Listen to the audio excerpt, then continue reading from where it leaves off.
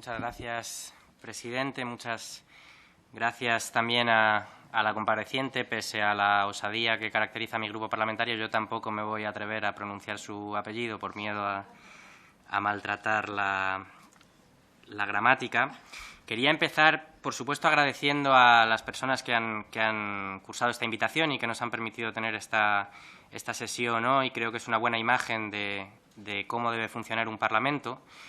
Y quería, con toda la sinceridad del mundo, transmitirle a la compareciente, quizá por nuestra condición de novatos también, pero la inmensa sensación de frustración que genera que esta sea la tercera vez en menos de 2 meses en la que vamos a trasladar y expresar una posición similar. Qué frustración genera estar dentro de las instituciones y, sin embargo, no poder hacer nada ni siquiera para canalizar y articular la rabia, el descrédito y la impotencia que sienten millones de ciudadanos europeos al ver cómo el comportamiento de sus poderes públicos y de sus instituciones está dando una medida lamentable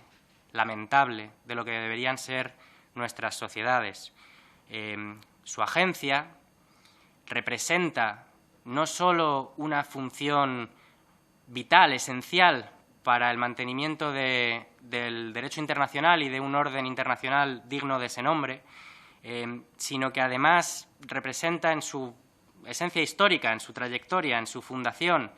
el vínculo profundo que existe entre estas crisis, las crisis de refugiados, y una lógica y una dinámica de guerras, de confrontación, de violencia y de sufrimiento que a día de hoy, en 2016, la Unión Europea, cuya función de origen consistía, se suponía, en evitar la reproducción de estas escenas, y sin embargo hoy, qué vergüenza, qué impotencia y qué frustración, nos vemos del lado equivocado de la historia, una vez más. Yo quería preguntarle con la misma sinceridad, así como le agradezco muchos de los elementos de su intervención, quería preguntarle directamente cuál es su opinión sobre la legalidad del acuerdo concluido entre la Unión Europea y Turquía. Varias instancias de Naciones Unidas y de otros organismos internacionales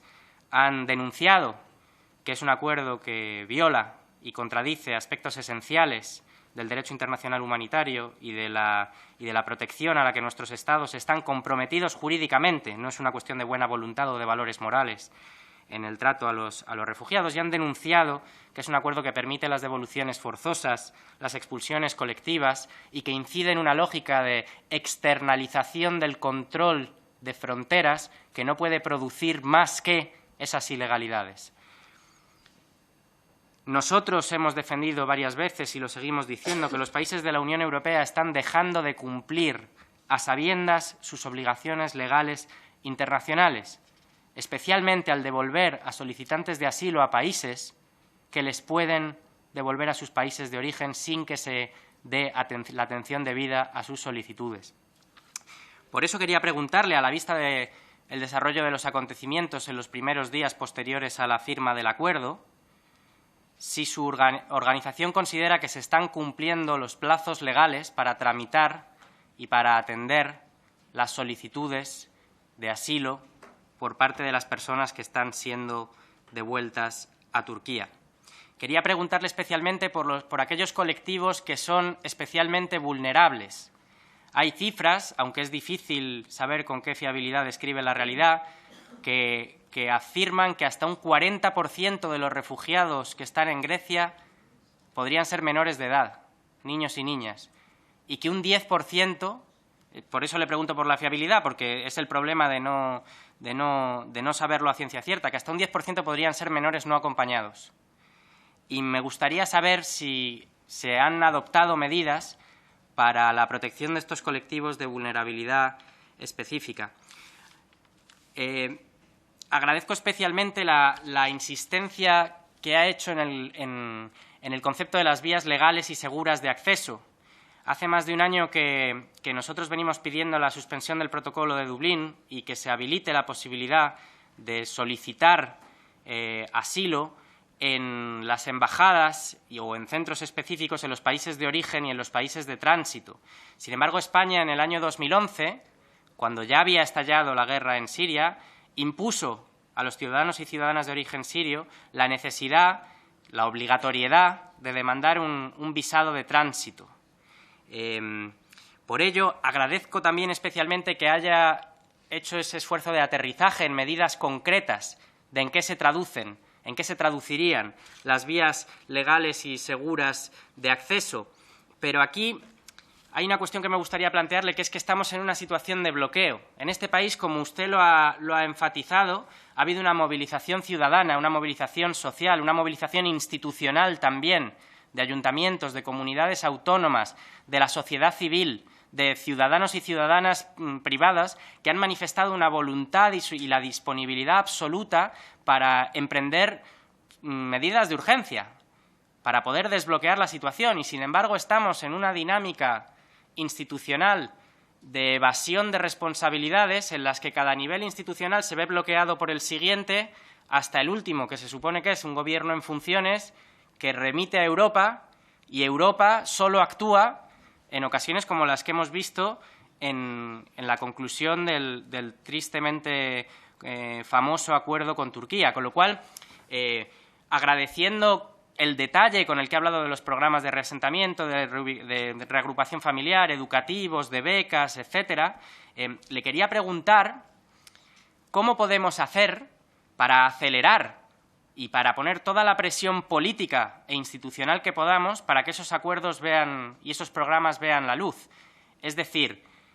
¿es el Gobierno de España quien tiene la capacidad y las prerrogativas suficientes para no solo reordenar ese sistema de asilo que usted ha descrito en los puntos que peor funcionan hoy en día, sino para asumir ese tipo de iniciativas? ¿Considera ACNUR que España debería emprender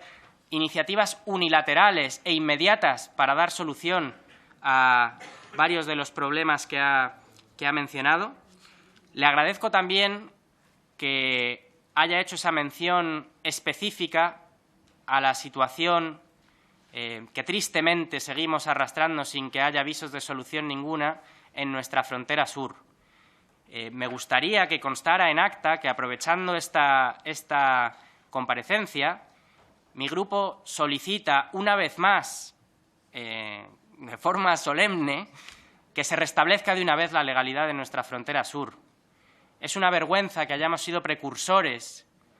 en Europa de esas imágenes de alambradas, de familias separadas, de personas perseguidas que huyen de la miseria y de la violencia y de la muerte, que no tienen derecho, que no ven satisfecho su derecho a solicitar protección y asilo. También quería hacerle una pregunta muy sencilla.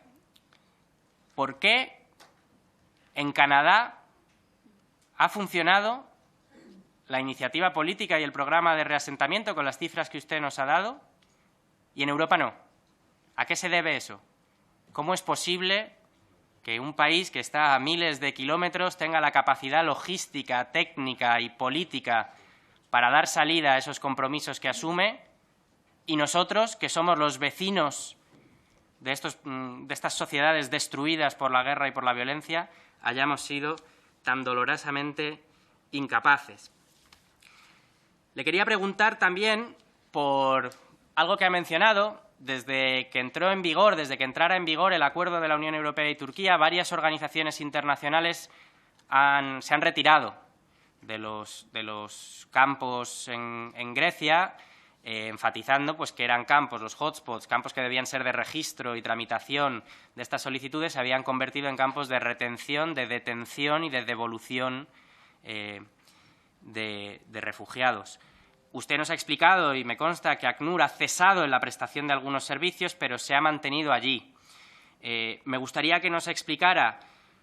las razones de esa decisión y, sobre todo, que nos diera el testimonio de lo que ha pasado desde entonces y esos servicios que se han dejado de prestar, quién los está prestando, si los está prestando alguien, y cuál es la situación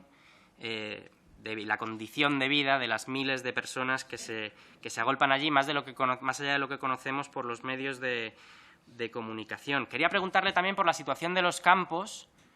en esos países limítrofes que, como usted nos ha recordado, acogen al 86% de las personas desplazadas en Siria. Y me gustaría saber qué están haciendo los Estados europeos, qué contribuciones están haciendo para atender las necesidades de esas personas. Y termino muy brevemente. Me gustaría que nos hiciera una valoración del hecho de que hoy en día